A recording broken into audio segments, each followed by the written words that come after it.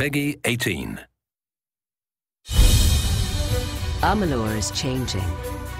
Magic, once lost to the mortal races, has returned to the world.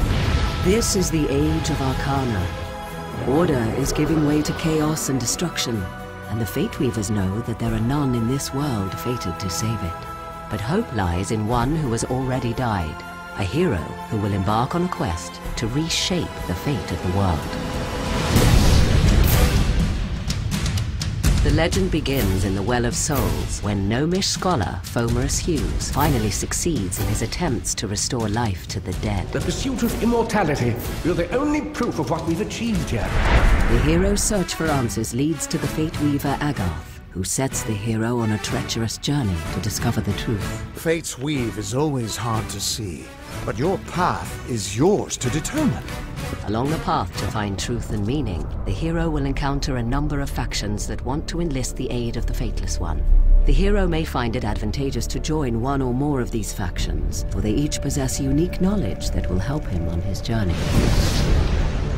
On the surface, the Travelers are a free-roaming society of entertainers and nomads living a carefree existence on the open road. Ain't no worries in Star Camp. Travelers are the way life should be for a bloke in these lands. However, they are from a lineage of the finest thieves that ever walked Amalur, and becoming one of the Travelers allows the hero to buy and sell stolen goods, as well as delve into the fine arts of stealth, crime, and subterfuge. I can part with the daggers for half of what I was asking. I'd rather not get on the bad side of the Travelers.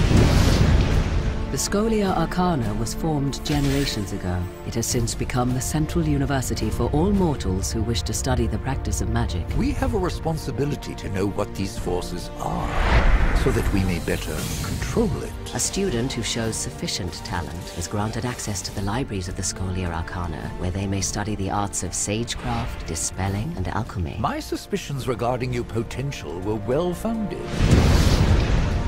The once proud and noble warriors of the Warsworn are now known as the finest and fiercest hired swords in the Phalanx. A mercenary sells a sword without honor.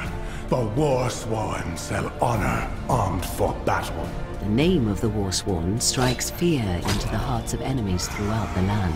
Once proven in battle, a Warsworn pledge has access to skills, weapons, and training that cannot be found elsewhere. I've trained, I've dreamed. I will join the Order.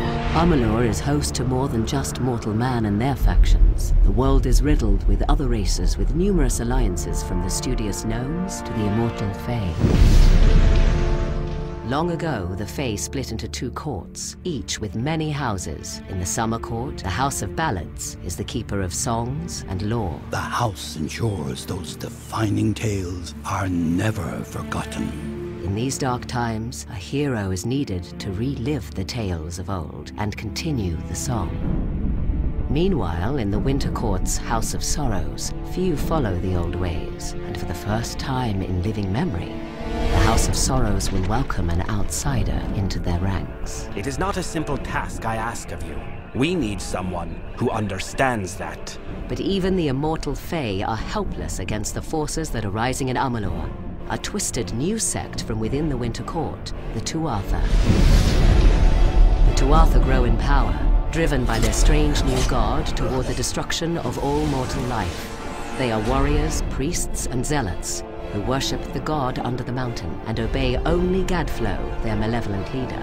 For the first time in the history of the world, Fae have marched to war against the young races, and after a long decade of conflict, it seems that the Tuatha will emerge victorious. The rise of magic has upset the balance in Amalur, and the world teeters on the brink of chaos. Death has freed the hero from the bounds of fate, but there is a treacherous journey ahead for the Fateless One. With divided factions and warrior insurgents with their own agendas, the escalation of pure evil in the war-torn land will challenge and ultimately shape the hero's destiny.